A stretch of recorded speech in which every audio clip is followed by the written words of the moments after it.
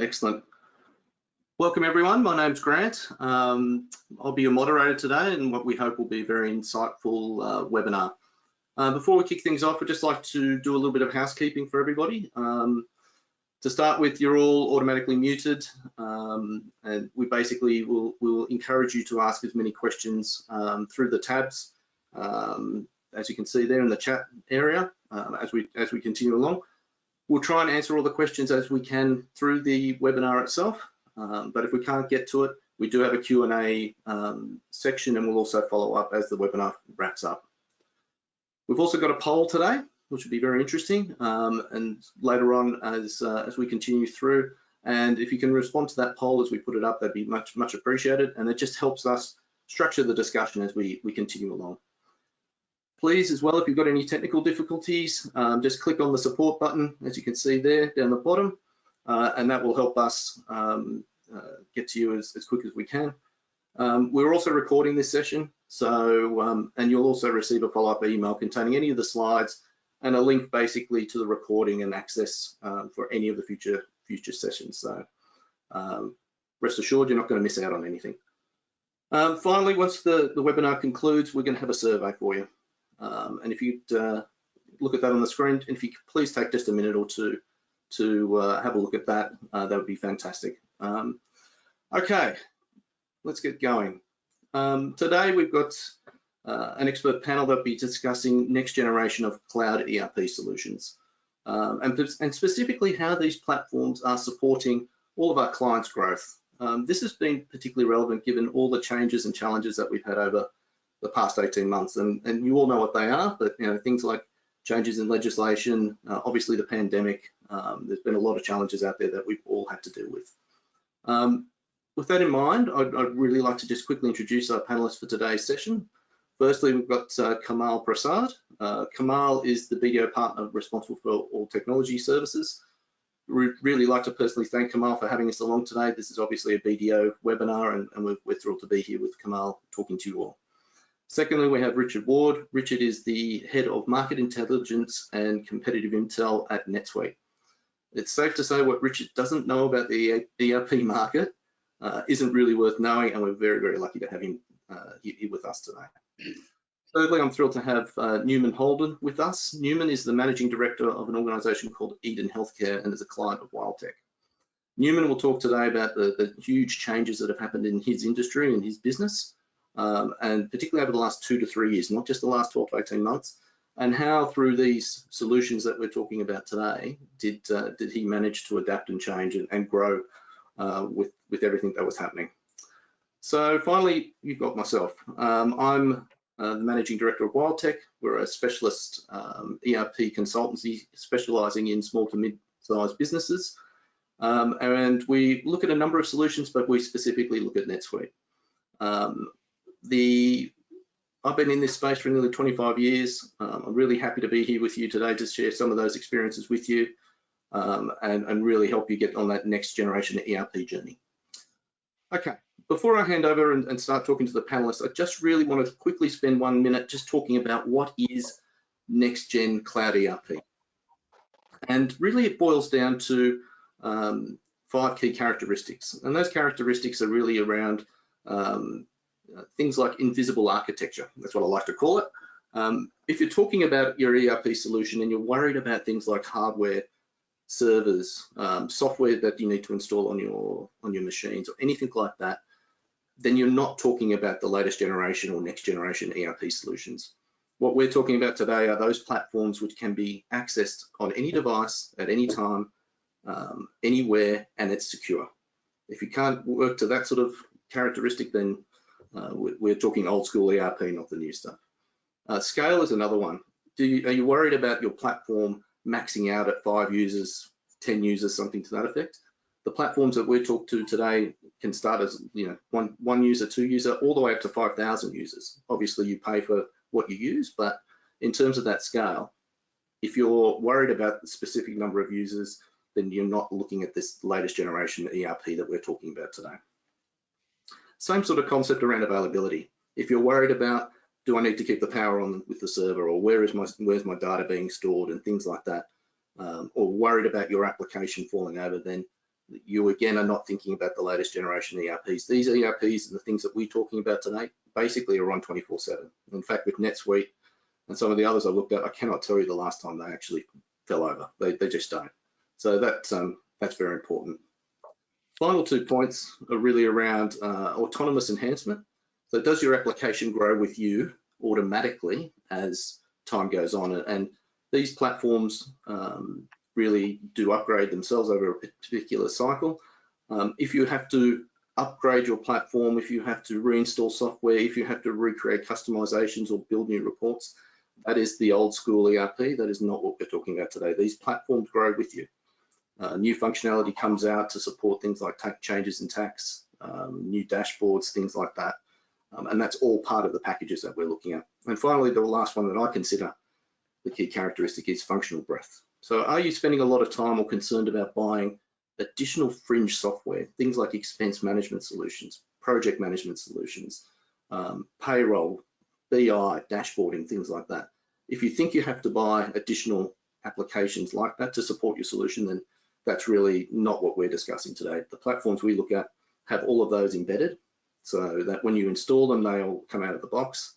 And basically, anytime you want to access them, you effectively turn them on and off you go. So from CRM all the way through to payroll, all the way through to your BI and dashboarding, these applications are doing it all these days.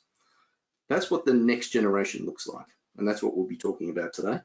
And with that, I'd really like to kick off by having a bit of a chat to Kamal and handing over to you, Kamal. What do you think it's important for organizations to specifically start looking at these next-gen cloud ERP solutions today? Thanks a lot, Grant. And before I answer your question, really happy to be here and be participating in this conversation.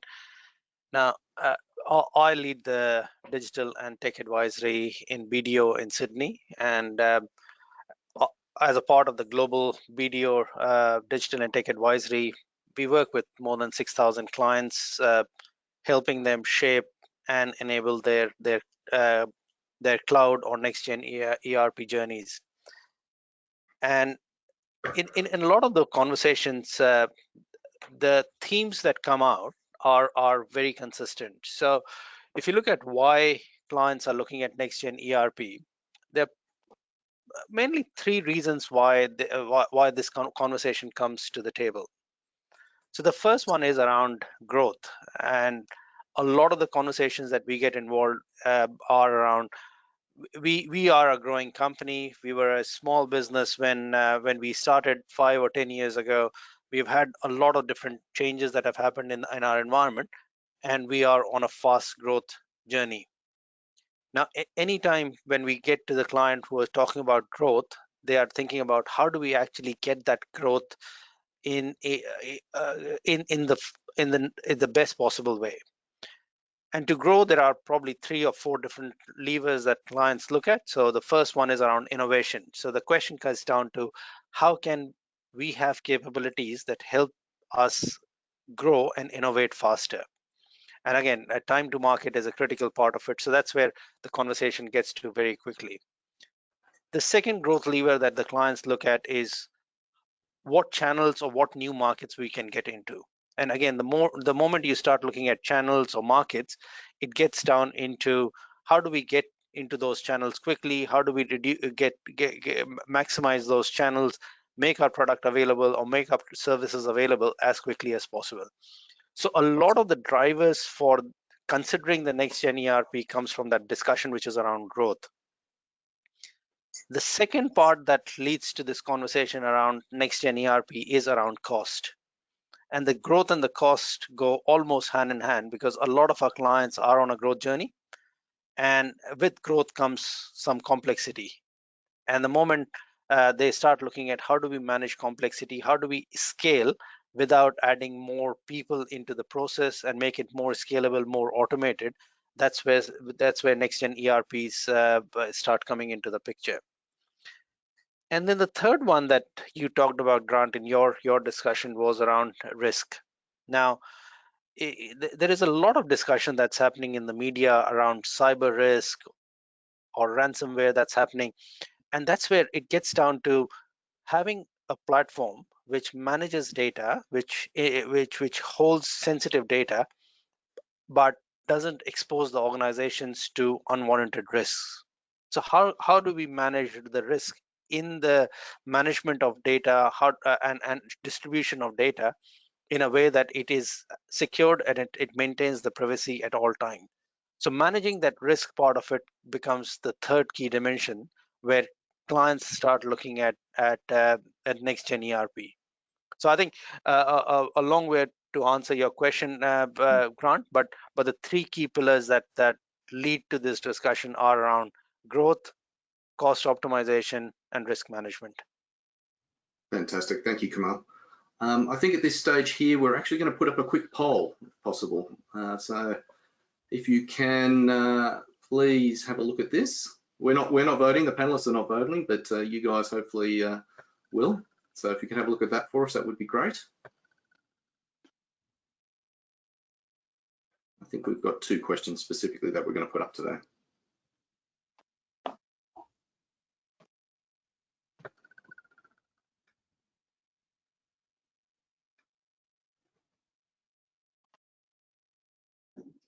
Okay.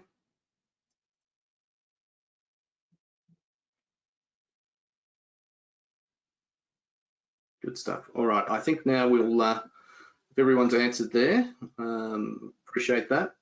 I would now like to, oh, sorry, the second one. Oh, here we go, sorry, the results, my bad. Very interesting response. Okay, so basically, yes, we see that quite a bit out there, and as Kamal mentioned, around building products and services for growth. It's good to see that's happening out there. So, Grant, I think this is a fascinating insight, because yep. I was suspecting that probably growth and costs are going to be probably close to each other, but I think this is a really great insight that a lot of the people out there in the market are actually more growth focused, looking at how we can leverage the technology to create that platform for growth for them. Yeah, it's fantastic, and particularly in this environment as we're coming out of all the changes of last year. It's good to see everyone focusing on that area. Okay, second quick question there. Just whereabouts are you guys in your cloud adoption journey? So very interested to see where you're all at. So again, we'll give you 30 seconds or so just to respond to that, and then we'll have a look at the results.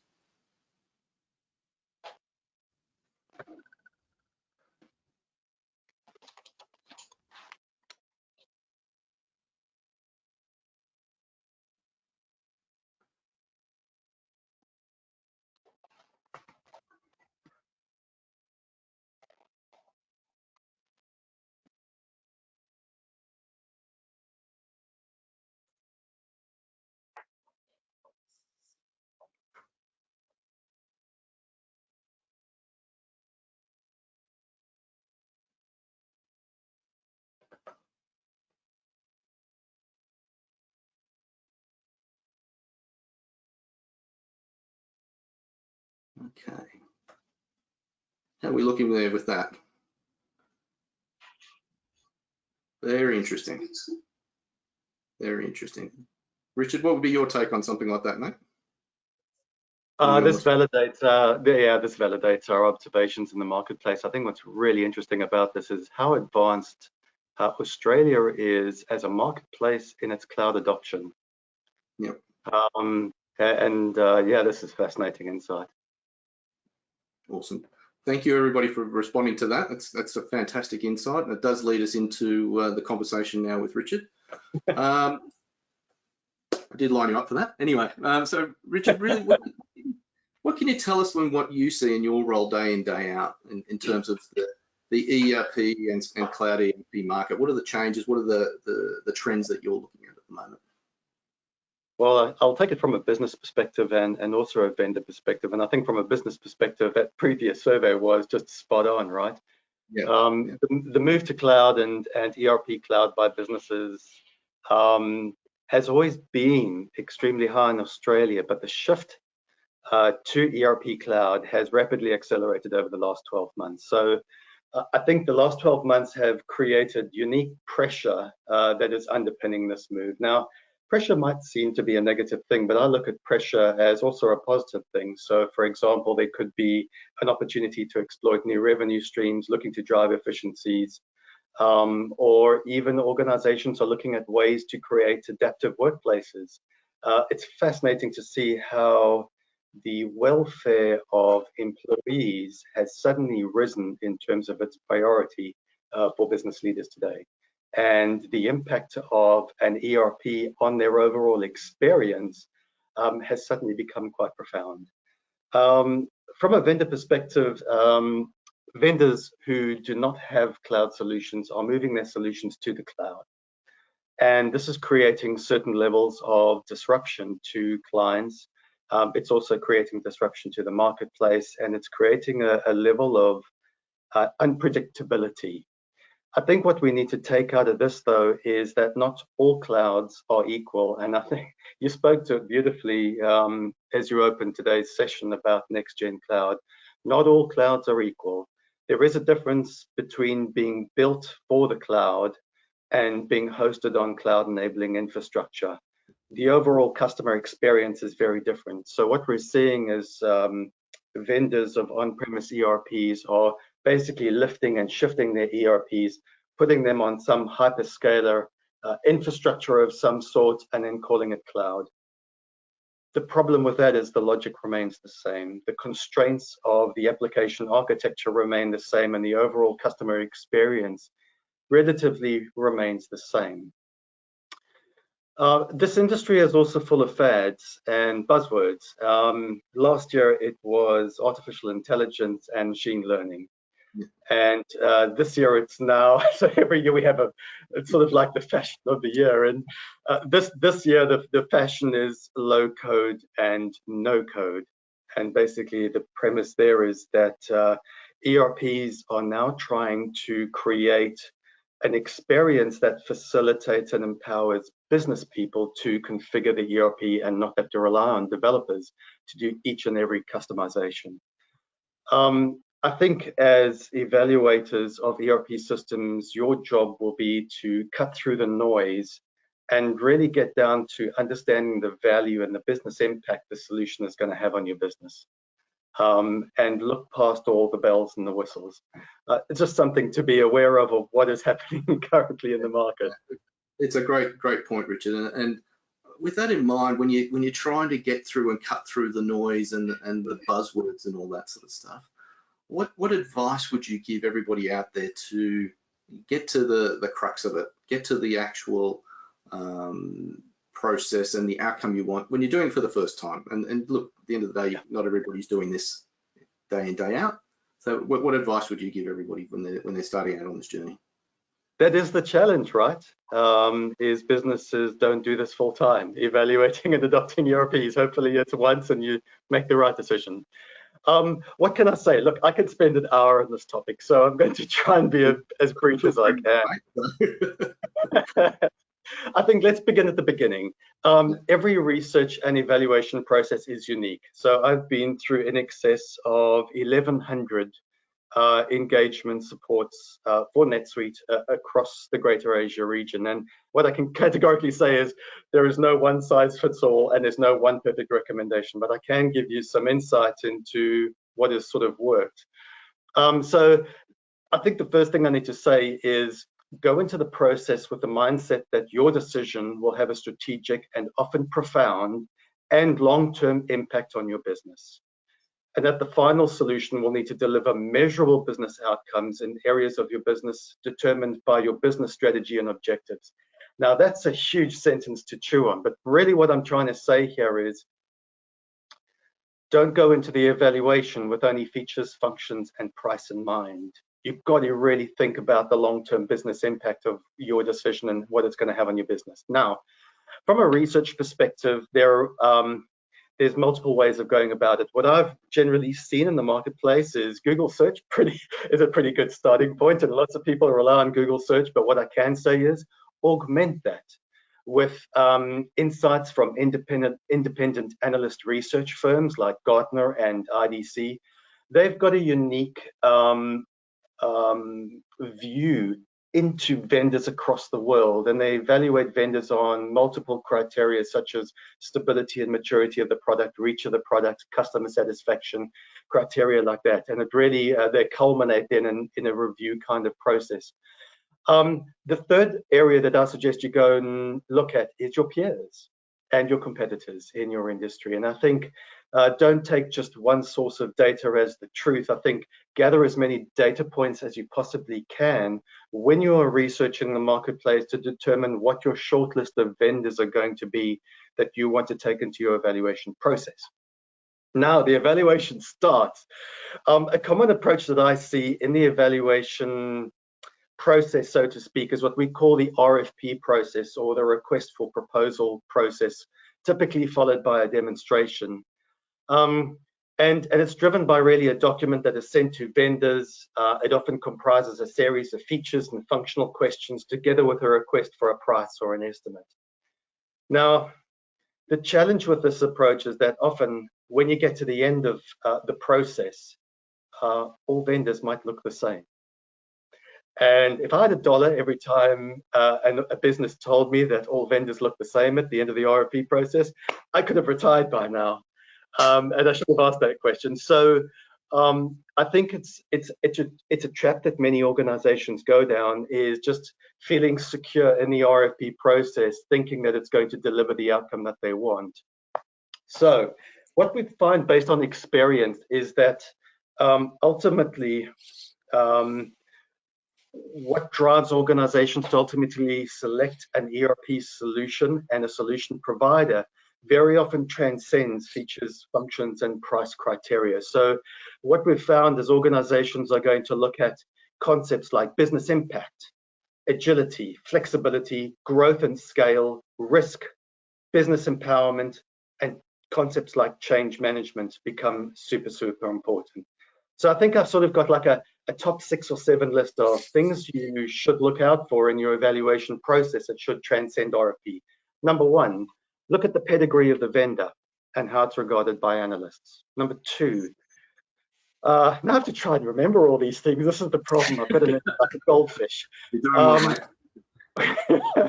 Look at the maturity of the solution and the architecture, and how disruptive the journey has been for the vendor and the product, and potentially how disruptive the journey will continue to be. So if the vendor is a true cloud, next-gen cloud provider, you can be pretty darn sure that your journey is going to be pretty predictable because the solution is so mature. However, organizations that are still making that shift, or vendors that are still making that shift to cloud and re-architecting their fundamental ERP product so it starts behaving like true cloud ERP, you can be pretty darn sure that your roadmap is going to be disrupted. So it's going to impact the level of your predictability, of your experience, and also your long-term experience. Look at how the vendor is investing in the product and how it's being updated, and how I think there's 2 aspects to this. Number 1, how much R&D is being built into the product, and that's going to really underpin your need and desire for innovation. The more R&D that goes into the product, the more cutting edge the product can be, the more it can adapt or bring on board new emerging technologies that can then be exposed to your business. Number 2, the second part of that is automation. So one of the key challenges around traditional ERP is the update process or the upgrade process. Any person that's on the call today that's been through traditional ERP upgrades, you've probably got a stomach ulcer. It's a tedious and extremely costly and risk-borne process. And I think with, when you start looking at true cloud ERPs, they have really focused at trying to automate that process and create a seamless experience to organizations. So, you're going to have to look at how that experience is going to look like way beyond features and functions. Another area that you need to look at is how the ERP solution empowers business people from a configuration perspective and from a reporting perspective. For example, will you end up relying on a partner to do all your customizations and to build reporting, or does the ERP empower you to make some configuration changes and build out some of that analytics and dashboarding yourself? speed and agility are imperative qualities in today's marketplace. And what we find is every single time you might have to rely on changes to occur that might use developers, that could introduce latency into your business. And if you're constantly reliant on a developer change cycle against your ERP, factor that latency in and see if it's going to have an impact in your responsiveness. Another point is, can the offering functionally and technically scale? I think you touched on that earlier, Grant. You do not want to outgrow your ERP. So for example, if you're going to expand your operations internationally, or you're going to increase your subsidiaries, or you're starting to look at consolidation, can the ERP handle that level of business complexity? So we find in the marketplace, it's almost like the Goldilocks moment. Very often vendors cater for the very small market coming off accounting software. We then have ERP vendors catering for the very large corporates. And then what very often growing businesses need is an ERP that can shrink in size, allow you to onboard in phases, and then scale with them. And that's essentially what Nextgen ERPs can do. Another point is, yes. Hey, Richard, Yeah. I think one of the things that I wanted to add to the insights that you were sharing. A lot of times, clients go into the ERP journeys, or they start thinking about Nextgen ERP, thinking that it is going to be a package that they can just bring in and apply, and it becomes a plug and play. But I think the one thing that was in your message, and which I would want to re-emphasize, is it's the clients who have been successful in their cloud ERP journeys have been the ones that have gone into that journey with an open mindset. Think fully acknowledging that that's a platform that will change, and they will have to have that change management approach within their organizations, where they can keep adopting to what the best practices that are coming from a platform like that. So that's one part of it, which is absolutely critical. And then the second part is, it's not about taking what you do now and just doing it in a different tool, but it's about leveraging the tool to get the best practices and get that uplift in the capability or the good practices within the organization. And that requires a lot of focus on change management, making sure that the users are coming on board in a nice, effective manner, and just going with that process with an open mind. And I think that's where a lot of the things, while the process can take over the discussions very quickly, having that overarching framework and mindset is equally critical when you're thinking of exploring a new cloud ERP. Fantastic commentary, guys. I think it's absolutely cool. Yeah. I will ask now as well that, you know, we've talked about all the various sort of things to look at and things to be conscious of. At the other end of that process, Richard, and anybody on the panel too, in terms of what are the things and the key outcomes and the key learnings that you hear about from clients, and Newman, you'll talk to this in a little bit as well, but specifically Richard and Kamal, what are those key learnings? What can we actually sort of leave with the audience today? Yeah, I've probably got a couple of points on that. I think what business owners have told me, because I have the privilege of interviewing business leaders once they've made a decision on which ERP vendor they want to invest in. And I think there's a common theme. The first one is, don't leave it too late. Don't wait until your business is being negatively impacted. Really look at your organization and do proactive planning in terms of designing an exit strategy from the systems that you're on today, and determine that journey that you're going to take. And the reason why I say don't leave it too late, listening to business owners, they often tell me, Rich, it takes us 3 to 6 months to evaluate an ERP. It'll take us a couple of months to implement it. It'll take us a couple of months to go through the initial phases of change management, and then from that point on, we start adopting more phases and adopting more capability. And the longer you leave it, the more problematic it can be for the organization. So for example, it might actually prevent your growth. It might allow competitors to enter into your marketplace while you're determining when the perfect time is. And very often the perfect time is too late. Don't design only for today. So we've seen businesses that have gone about evaluating ERP systems just to resolve existing business problems that they're experiencing. And I think the key message I get from business leaders is look forward and look at the bigger picture, because this is a long-term investment and it should be evolving with you, to Kamal's point. Adopt in phases when you're ready. Unlike old school ERP where it was big bang and it was incredibly risky and incredibly challenging and painful to adopt, I think next-gen ERPs really facilitate incremental change management and adoption. And the last point I've heard from many clients is it's a journey. So the journey doesn't end with implementation of phase one.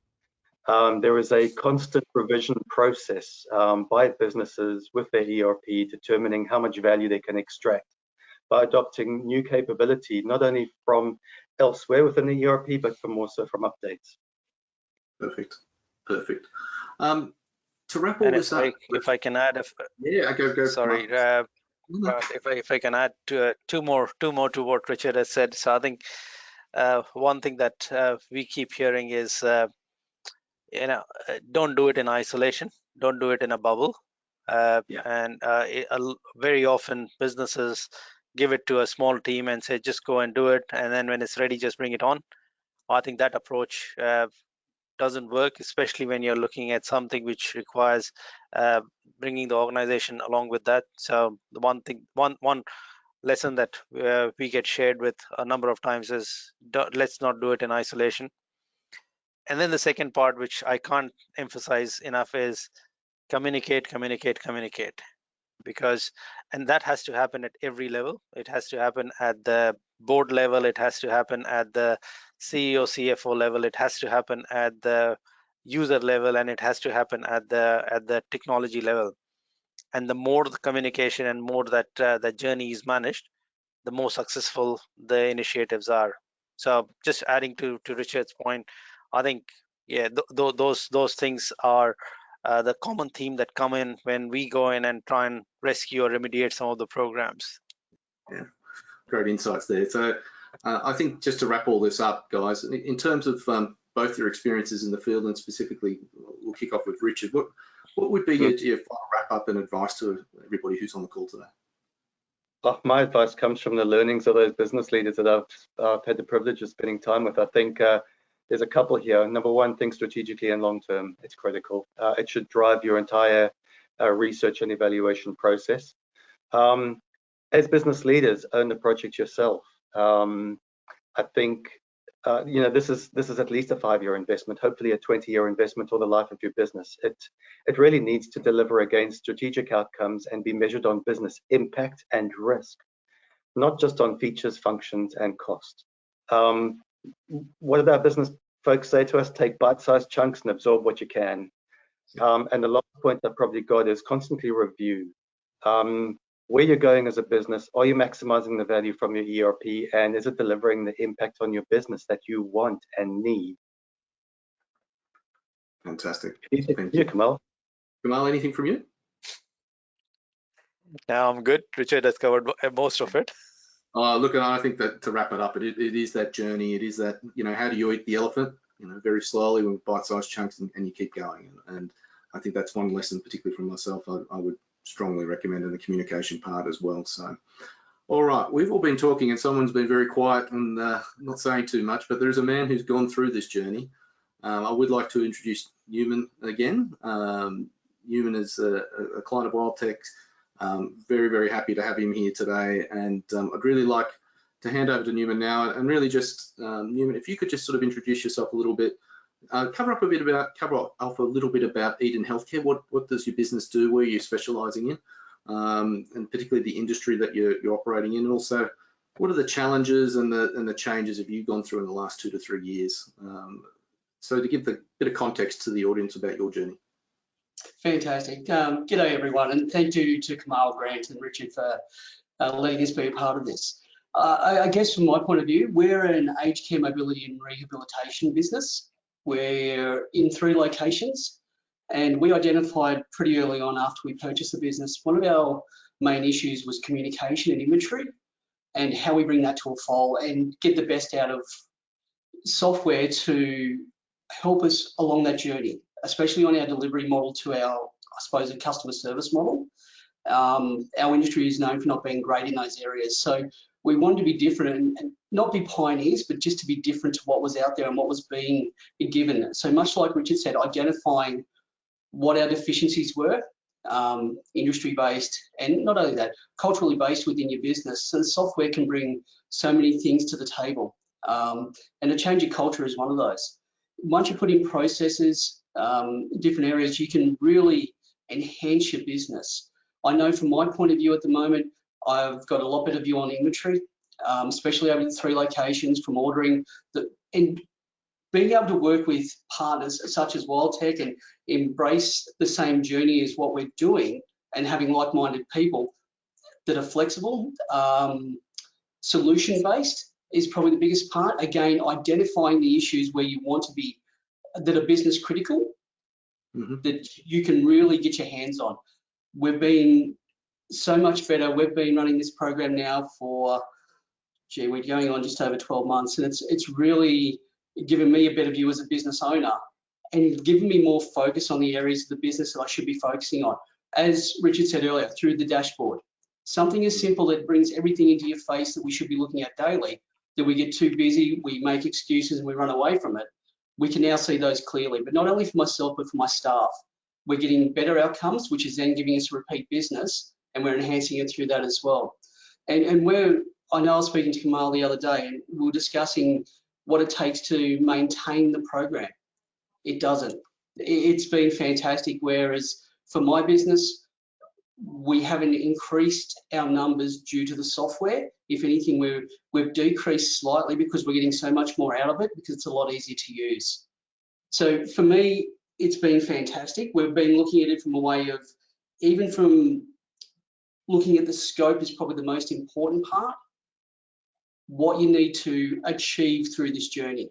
And then having the discussions with your partners on WildTech and how we go to achieving those.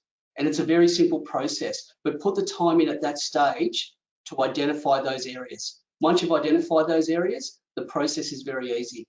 And it also makes it easier when you're identifying ERPs. We looked at something that was in the NetSuite side of the world. We looked at many others as well, but it didn't bring the same to the table as what that solution did for us. And that's been so positive. It's a very flexible, big program. There's been nothing that we haven't been able to achieve through it so far. It does things differently to other software we had. And to go on something Richard said earlier, the software that we were using prior to NetSuite went to what they call cloud-based, but it was VPN. So again, exactly what he said. It wasn't cloud-based. We were still having the exact same issues. We weren't able to use it on devices. We weren't flexible. We weren't being able to do that delivery model. And I'm very happy that we changed that because the landscape's changed with it. I guess once you've got the program running like we have, you then go into the different phases. There is always more that you want to achieve, and it's so exciting that you can achieve those, and the software lets you do it. It's fantastic in that way. Whether it's through workflows, whether it's through scripting, you can achieve so much more. And that's been very positive and powerful for us. So don't be afraid of a phase 1 or a phase 2 or a phase 3, but put them down to timelines. We want to achieve this in the next 6 months. We want to achieve this in the next 12 months. You can get some very positive outcomes building your business and looking into the future of making your business value proof. You're being proactive, you're way ahead of the curve, you're doing things differently. And it does bring so much more to the table on that side of things. From failure point of view, we haven't had any issues at all. We haven't had any downtime, which has been fantastic. That was one of the concerns, was going to a cloud-based system.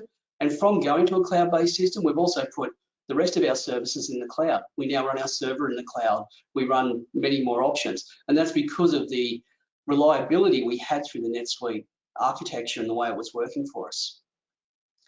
The program itself delivering to not only our customers, but more so our staff. The software itself is very intuitive. It's very simple to use. So the changes, and I've got staff ranging from, as you can imagine, quite young ages through to quite senior ages. It's been very adaptive for them to use. So it's not complicated. It's not going to cause, waves through your business. It's again, like any software, present it, it's intuitive, you can use it very easily, and therefore it's embraced. And I think that's been the most positive part of it. Everyone's embraced the software. They can definitely see what it brings to the table, and our business is continuing to grow. Our industry's been growing for a long time, and we're now embracing that heavily and holding on tight, which has been great too. So we're enjoying that journey. And as we grow, we're always trying different things at our partners, going, can we do this? And they're like, well, we can. It's just how much stress you're going to cause us to get it done in the time frame you give us to do it. So that's always exciting too. But never be afraid to ask.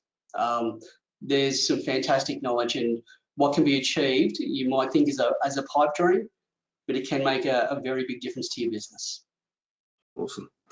Thank you, Newman, for that. And just one final question, just to sort of wrap this whole thing up.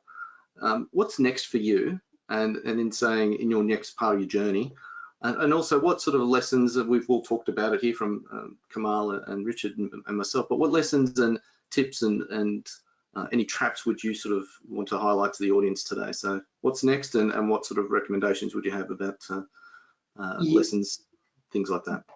Great question with that, Grant. For us, it's adding locations or subsidiaries, so we can very much do it easily with the software. We can add another warehouse, and again, it just models straight into what we're already doing. It's for us, the growth and consolidating now, finishing off some of the phases that we have that we're trying to achieve, and just cleaning up some of the things we do and writing the new standard operating procedures that then adapt to the software. It changes. There's different ways the software holds us accountable, and that's been very, very positive, because human nature, we always find the laziest way to do things. You come in the software saying, hey, you got 4 tasks overdue, you need to do these bills, you need to order these items. It's like, okay, it's on your back, which is fantastic. And that's what you wanted to do, which then, again, enhances your business. You're not being reactive, you're being proactive. Maybe reactive to the program, but you're being proactive that no one else sees, which is really positive. Yeah, the journey's only just begun again. I think when you do identify these areas, identify them, engage the right partners, spend the time in the scope that you need to and what you want to achieve through that journey. That's especially an important part. If you can get that right, that makes the whole implementation a very simple process. Spend the time in the additional fields. The program itself is so broad, it's flexible. You can add as much information as you want to fill fields, depending how much time you want to spend on it. I'd suggest spending the time in that area. It's, instead you can fill out 8 fields to put in an inventory item, or you can fill out 30 fields. It depends what you want to get out of the software. The more time you spend on it, the more you get out of it, and it's well worth it. It takes so much less time in those initial stages than it does going back and doing it, even though the software is very good to update inventory and do all the other things that we want to do as a business. It does give us so many more capabilities, which has been very positive. Okay, fantastic. Anything more than that? You keep going? Or Yeah, no, I think that about covers it off. There's been very little stresses with it, Grant, and that's, again, having the right people and engaging those right people and making that happen. And awesome. We couldn't be more appreciative of where we're at and how it's going. And as we said, this holds us in great stead for the next 10 years, possibly longer. As we see the ERP updates itself, it brings more to the table. It's not a stagnant program at all. There's always ways that it's trying to be enhanced, and that happens without your input, but they're also very open to input on to improving the program and adding different parts into it. So it's exciting, to be honest. Thank you so much, Newman. Look, really appreciate that. Now, audience has been very quiet, and we haven't had any questions as yet. So We're actually at that point now where we'd love to hear from you. If you've got any questions for any of us, please speak up or type away, and we'll get them answered as soon as we can. So I'll just leave it for a bit and see if anyone chips in. And Grant, while we are waiting for the audience to ask question, Newman, I was listening through what your journey was, and the question, if I can, Grant, the question for you, Newman, from my side is, you know, you have been through 12 months of it, and then you still talk about the journey just being started. Now that's a fascinating perspective, where a number of our clients, when we talk to, they want to get it done quickly because there is always a feel that you're already late in starting that journey. Now, what gives you that perspective that even after 12 months, you talk about the journey just starting? Yeah, it's a good question, Kamal. I guess for me, I look at it and go, okay, we're beyond the level we were with our previous software, and we're only at the tip of the iceberg for what this software can deliver. So for me, it's finding that, you're getting the advice on it as well and being open to listen to that and going, okay, when you discuss your business model with, you know, like Grant from WildTech, you can then go, they'll give you different ideas as well. Okay, have you thought about this? Have you thought about that? There's all different options, and our industry is very vast. So yeah, we're just adding on top of it as we go, to be honest. We do a lot of work within the program, which has been so positive, and it captures everything. We even run our payroll, the whole thing through it. The way it reports straight to the ledgers, the way it shows me on the dashboard. I've basically got a live accounting package in front of me that shows me up to date, day to day, if you're disciplined enough to keep it up to date, which it drives you to be as well. Otherwise, it tells you you're overdue with a lot of tasks. But again, that's a positive. And if you can be ahead of that curve, that's very good. But yeah, it's not a negative at all, Kamal. It's now identifying the extra power that the ERP solution has, and that we can get so much more out of it than what we did have. And you know, the old software, as we all know, it was clunky. Whereas when you've got something that's very smooth, it makes your day-to-day operations so much better. And we're actually starting to enjoy the business a lot more because of it as well. It's not a challenge, it's not a battle. I know that sounds silly, but it's been in a very positive light. So, fantastic. We have got a couple of questions coming through. I might pitch the first one towards Richard. The question is, do we have a suggestion specifically around payroll and HR? Do I have suggestions around payroll? That's a hard question. I think, do I have suggestions? Well, what we do find is human capital management and payroll are complementary disciplines to ERP systems. And if I look at it from a NetSuite perspective, NetSuite is what we call a platform-based ERP system. It's quite different to product-based ERP systems. Product-based ERP systems, you can only integrate to HCM and payroll systems, and you have to manage that integration and the complexity associated to it. I think what's quite nice about NetSuite, and any business that runs Xero today understands the concept of add-ons, and how popular Xero as an accounting package is in terms of the choice that you have with add-ons. NetSuite has adopted a very similar approach in the ERP world, where we provide businesses the choice to evaluate the HCM products, workforce management products, and payroll products that suit them. And then these products then can be onboarded onto our platform. So I think the slight difference between accounting software ecosystems and an ERP ecosystem like NetSuite is that HCM and payroll solutions can reside on our platform and share in our data model and share in our user interface. So in a roundabout kind of way, what I'm saying is the choice is yours. And you didn't get that in the days of legacy ERP. They built a monolithic ERP that sort of tried to do everything for you. What we're trying to do with organizations is build the core and give you the choice to adopt what you like for the rest of your business, things like HCM and payroll. Fantastic, thank you. Question for you, Kamal. What services does BDO Consulting provide when it comes to the evaluation process with ERP and digital transformation projects?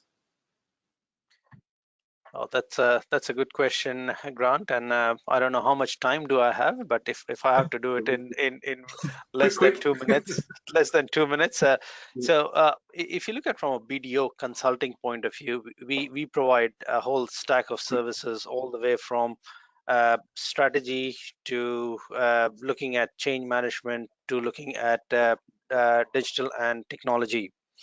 Now, if you focus a little bit on the digital and technology piece, there are three main areas that we are looking into, especially relevant to this topic. So the first one is around some of the areas that we talked about. What is the right answer? What's the right journey for the clients that are planning to adopt cloud, and what's the value that cloud can deliver for them? So there is this whole digital strategy piece that we focus on.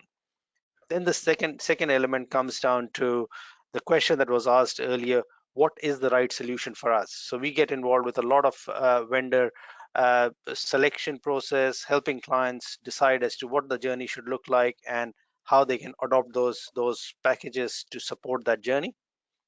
Then the third bit that we focus on is around enabling or making sure that that journey is as seamless and as risk-free as possible. So that's where a lot of our digital project management capabilities come in, where we can guide the client, work with them along with the vendors and partners to make sure that all of us are working towards making the client successful and making that journey as frictionless and as smooth as possible. And I've lost the lights in my room, so Grant. Perfect timing too.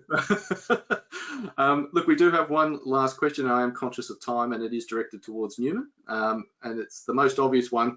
Newman, what didn't go well in terms of your journey, and what was most painful about what happened? That one's an easy one. It was extracting data out of the old software. Yeah, with there being so much power within the new software and so many fields for us to land data, we end up having to do a lot of data manually, which was well worth it once we've gone through the process. But that was probably the most painful part that we had, was allocating time to make that occur. And we ended up doing that. It was a very positive outcome, but that was the most difficult part that we faced. Just the ability to pull the fields out of the existing data. You know, it was. Yeah, once we saw that, was like, yeah, this is fantastic. We're on the right track. I can absolutely concur with you. In all my experience, I tell you what, that's probably the number one thing I start talking about to any client is, where's your data? What do you want to bring across? How are we going to do it? And invariably, it's the most challenging. It's just what it is. And yes, I know we had some fun with that. So all good. Okay, we don't seem to have any more questions. And again, I'm conscious of time. So what I might do now is wrap this up. I'd really like to thank everybody for attending today, including all the panelists who are on board. We've really enjoyed your company and enjoyed the questions that have been sent over as well. So, and we just hope you found it informative and insightful. At the end of the day, when we're doing all this, and considering these platforms and solutions, it's all about return on investment. Effectively, if the investment case does not stack up, then there's simply very little point moving forward. So the key question for all of us is, where do you start with all this? Again, it's not your full-time job to be building out business cases and return on investment scenarios. So, and it can be time-consuming and difficult. So what we would like to offer for you all is the opportunity to work with ourselves at WildTech, with BDO and NetSuite, to help you build out your business case free of charge. We've got a lot of tools and processes that we bring to the table where we can bring the value of these platforms to the surface very quickly. Basically, once we do that, the journey goes into a very compelling business case and an ROI, and it's really just to help accelerate that process and get you moving. If you want to take us up on that, there is a survey at the end of this call. Particularly, obviously, you know Kamal here, reach out to himself directly, myself and anybody else here, and we can assist you with that. With all that said, thank you all. Really enjoyed being the moderator today.